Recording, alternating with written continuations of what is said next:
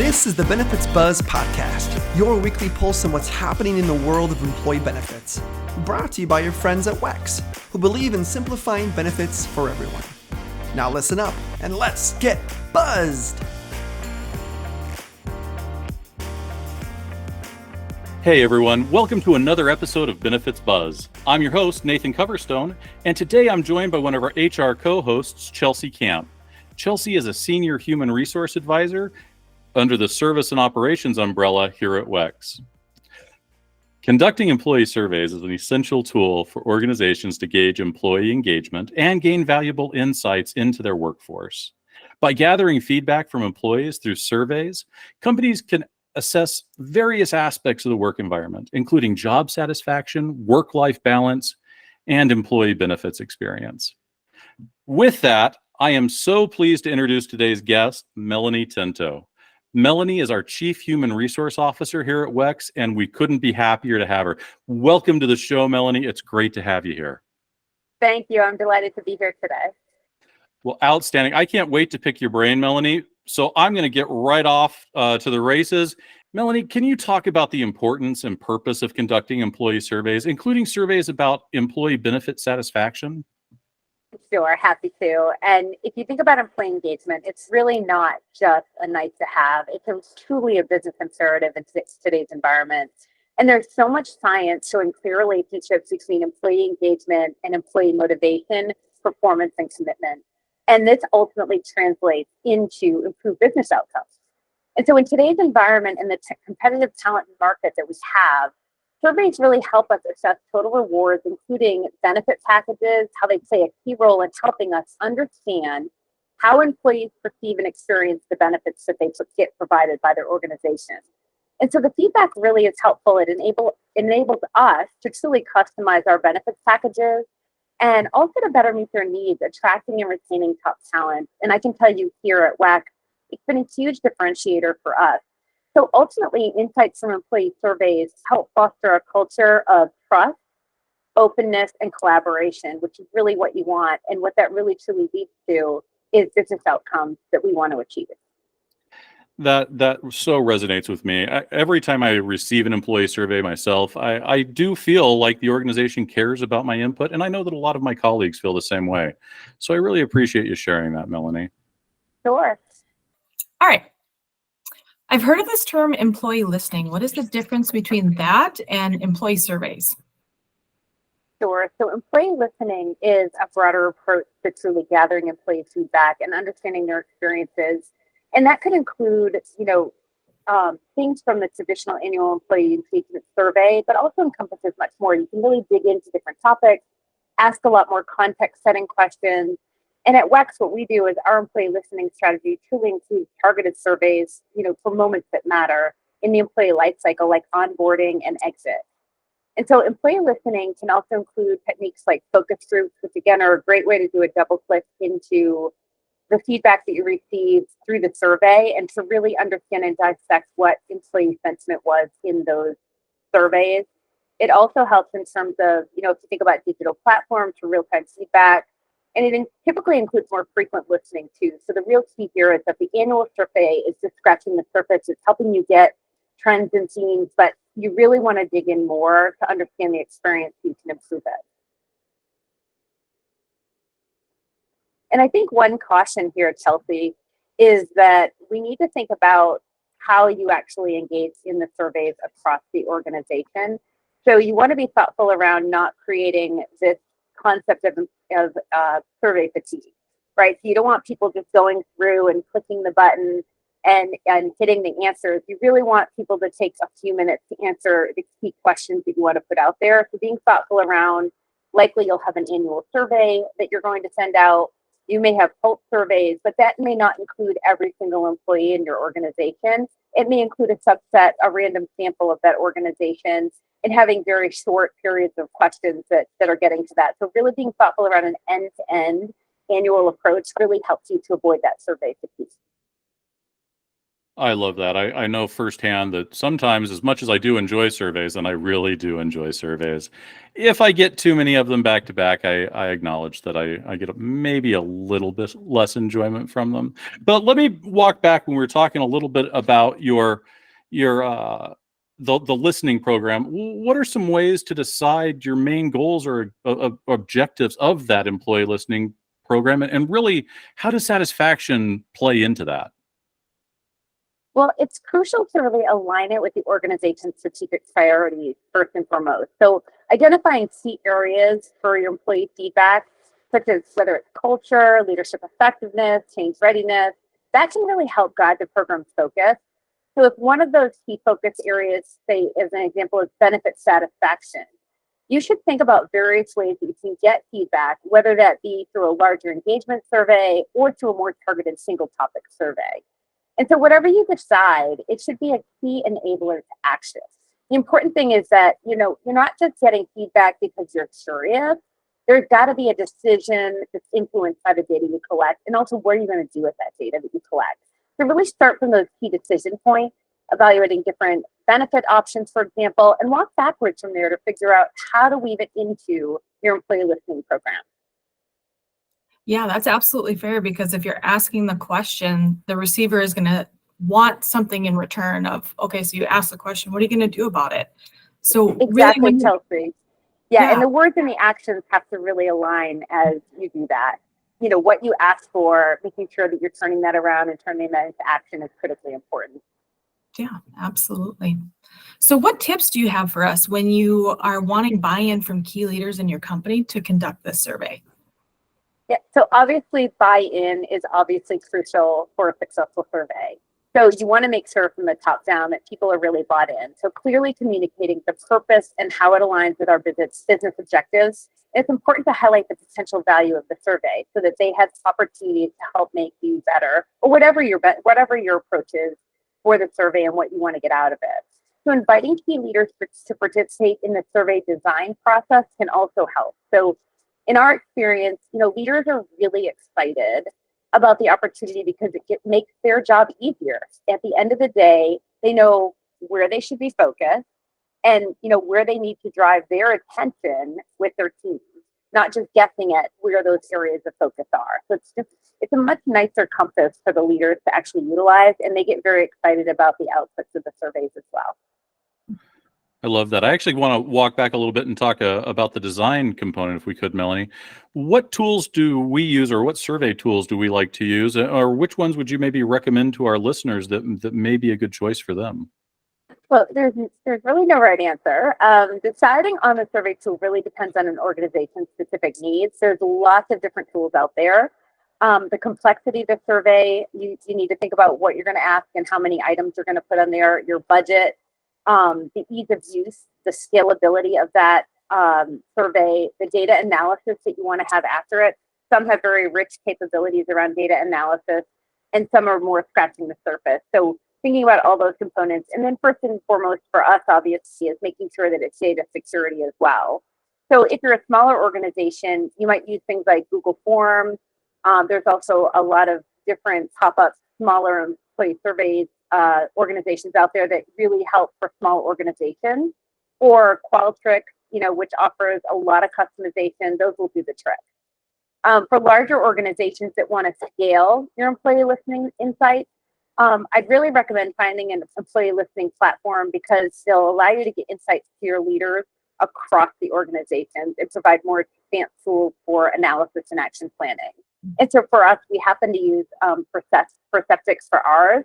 But again, there's lots of great choices out in the market today. Absolutely. The most important part is the questions. How do you determine what questions to ask and how long the survey should be?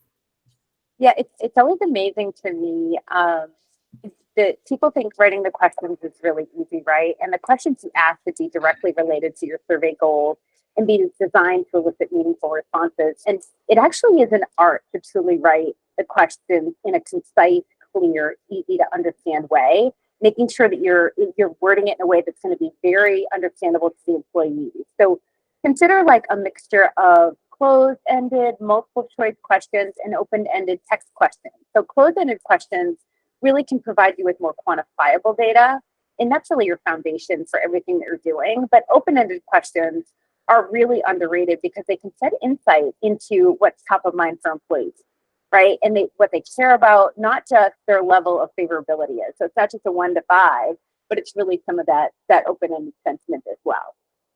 So I could think that my company, for example, might offer great leadership development, but what I really care about is the benefits package. Multiple choice questions aren't going to pick up on that. So as for length, obviously that takes a lot of thought as well. We like to separate our full scale segment engagement surveys versus full surveys. So in an engagement survey where you're looking to get detailed feedback, you might write a survey that can take up to 15 to 20 minutes. And obviously, that said, if it's too long, people won't finish it. So you have to balance that, what you're asking, how long you think it will take, and how many people you actually think will take the time to complete it. A pulse survey, like I mentioned earlier, is typically much shorter, and it's topic driven usually. So for example, if we're worried about employee burnout, we might do a quick pulse survey that'll only take maybe 1 minute of a 1 to 2 item question up to 5 minutes. So really short question surveys are helpful as well on those pulse areas. I love that. It's fun to talk about and listen to just how much complexity and thought really goes into these surveys, which I guess also begs a question on my part, which is, are there any general employee satisfaction survey questions you recommend employers ask? Sure, absolutely. I do think that you should ask a nice mix of questions that can be viewed as outcomes and others that are potential drivers. So, for example, broader attitudes like things like, I feel valued at work, or I plan to stay with this company for the next 12 months, are really outcomes that are affected by more granular aspects of job satisfaction. So these potential drivers can include things like career development, manager satisfaction, benefits. By understanding favorability on those drivers, you can really hopefully impact the outcome attributes. I love that. Interestingly enough, I know that on the health side of the organization, we recently completed a survey of about 60,000 individual participants, or rather 60,000 individual participants responded to the survey. And there were some really interesting facts that came from that. I'd love to share just a couple of those with you if I could, Melanie. Yeah, please do. I'm excited to hear them.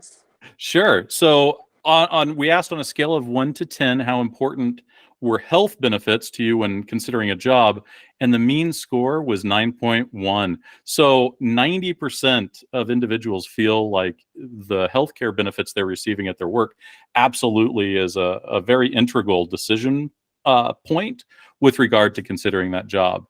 We also saw that about 23 of respondents didn't feel their benefits addressed all of their needs, which led to a follow-up question of, when we asked what benefits they would like to learn more about, it was HSAs, or health savings accounts, lifestyle spending accounts, and I love this, the last one, anybody want to guess? Pet insurance. Wow. Well, I'm excited to hear more about the pet insurance because I actually just got a new puppy, so I'm really excited to hear about that as well. I now want to hear more about the puppy. So obviously you need employees to respond to these surveys. How do you ensure a high survey response rate and maximize that participation? Yeah, so there's a few kind of ground rules that everyone knows to encourage participation. So first of all, it's really important to ensure anonymity. If people can't trust the confidentiality of the survey, they're not going to share honest opinions. They're going to be worried they're going to be able to be singled out, and that could be concerning to an employee. So accessibility is also important too. To try to provide easy access to the survey and keep the survey as short and straightforward as you reasonably can. So if you have a large organization of employees maybe that are in a manufacturing center, figuring out ways in which, whether it's a telephonic survey that they could take, or whether there's computers that are easily accessible during their break time, it's going to be really important to get a high degree of participation in a survey depending on your employee environment. Another simple thing you can do is to just send reminders and provide frequent updates about the response rate. So that's really beneficial because it can create a sense of collective progress toward a goal. Sometimes teams make it really fun. to see if they have a high completion rate. And so that ends up really driving some camaraderie across the employees as well. You know, the anonymity piece of the survey really resonates. And I think that's so important so that we can actually get honest, transparent feedback. So when you're doing something that really relies on anonymity, how do you think employers or human resources should go about analyzing or sharing the survey results? Yeah, so the analysis should really align with the goal set for the survey. And so quantitative data can be really statistically analyzed to identify trends, while qualitative responses can be analyzed for common themes. And so results should be shared with the leadership team first. So first and foremost, you want to have them understand what's in the survey and the collective themes that are coming out, and then with all the employees, and really making sure that you have a cascaded approach. So it's also important to be transparent about what the data shows, both the good and the opportunity areas of focus. There's also a lot you can do with text comments now. So whether it's natural language processing, AI, obviously people are talking a lot about AI. It's becoming much more widely available technology. So understanding the key topics and sentiments, you can sometimes pull out those key themes using those different methods. And it's a really great supplement to your favorability data as well. Absolutely. So once you get those results, you've analyzed it, how do you benchmark the results against either the industry or maybe internal targets to assess how effective your performance is? This is personally my favorite part because I really like to understand not only how our organization is doing, but how we're doing externally as well. So benchmarking is really helpful, and it can provide context and shed some insight into how your organization compares to others in your industry. So for us, for example, we look at tech and we say what's world class in the, what's the standard in the tech industry, and then how does WEX compare to that? And so those are really helpful. And most listening platforms will offer benchmarking, which is something to keep in mind. That said, we try not to put too much emphasis on the benchmarks. Again, you want to focus on your results. And to your point, sometimes some progress over time from year to year is really important. So once you develop a survey, trying to keep it consistent on some of those questions that you're asking year after year helps you to see a pattern and trends and really have some nice benchmarks to respond to. And what really matters also, Nathan, is just, it's where your organization is and where you were compared to yesterday. I mentioned those benchmarks, but having that perspective is really empowering because it helps you figure out where to focus on the right actions. And we, for example, last year had an organization that in the prior year had not really had a leadership focus. Historically, we had a lot of folks come in from different acquisitions. And so the first year, their survey data was not so favorable. And what you could see in that second year is the leadership team had made a truly concerted effort to improve that data. And they improved in every single quarter, every single category that they had. And so what gets focused on and really how they utilize that data, how you're transparent with employees can be so, so valuable to an organization and also to your retention and the engagement of your employees as well. I love that. Actually, I have a question about engagement, which is how do we use the results from these surveys to improve employee engagement? How does that piece work? Yeah, so at WEX, we do like to keep it super simple. For leaders, it can be tempting to pick, 50 things, try to go after everything and tackle it all. But you can really create more impact. And that's what that group did that I talked about last year. They followed a 1, 2, 3 model. So they picked one opportunity to focus on. They did 2 things about it, and they made sure that they were talking about it with their team at least 3 times. And so that made such a huge impact. So a small number of those targeted areas that they focused on really made a mass incremental step change in their improvement year over year. That's awesome. You mentioned how we really are strategic about choosing our benefits. Do you have any insight about how you can share on actions coming from a survey to make decisions about benefits? Sure. Yeah, the data insights from the survey will help you inform your benefit strategy. So for instance, if your survey reveals that your employees are highly value at certain benefits, but that's currently not offered or underprovided. So for example, if it comes up with, certain types of financial planning or pet insurance or other things, you can consider enhancing that area. Conversely, if a benefit is underutilized or not valued by employees, you might want to think about how much time, effort, energy, resources you're putting into that. So again, it helps you really drive a compass and also understand the prioritization and the needs of your employees.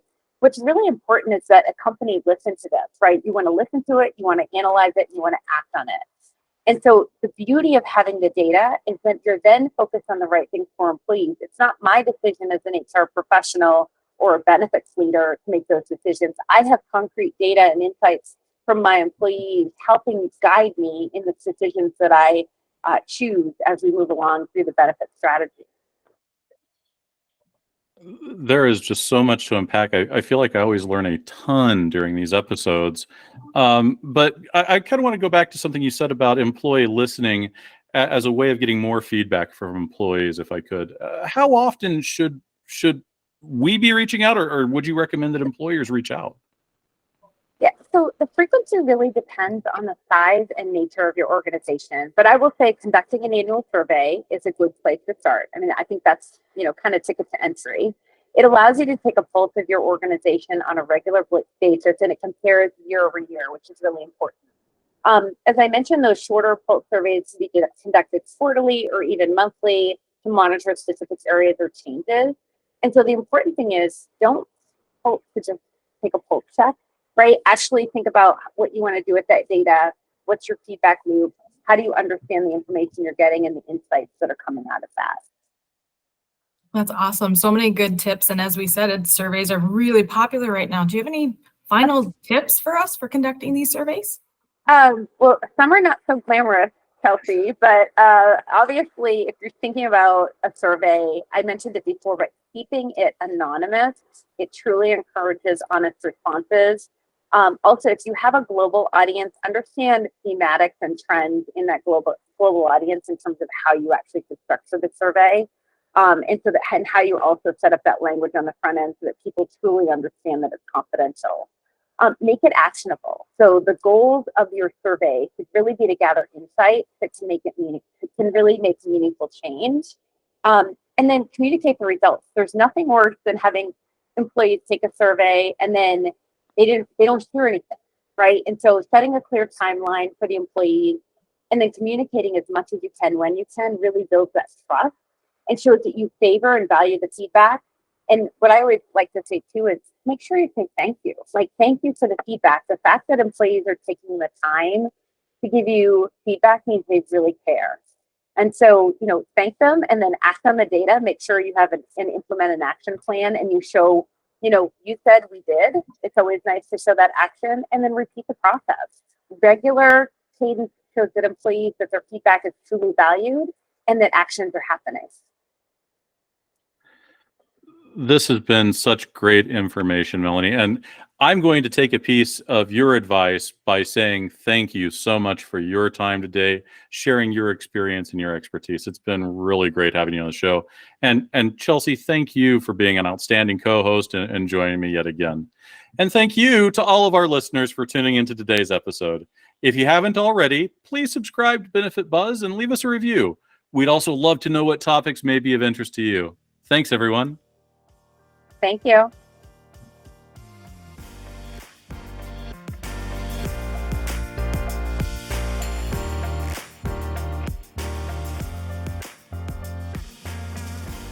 WEX is in the business of simplifying benefits for everyone.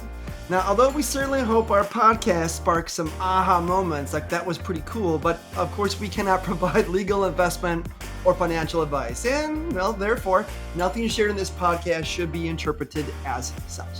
We encourage you to seek out appropriate professional advice regarding your plans. Hey, congratulations! You made it through our disclaimer. Thanks for listening.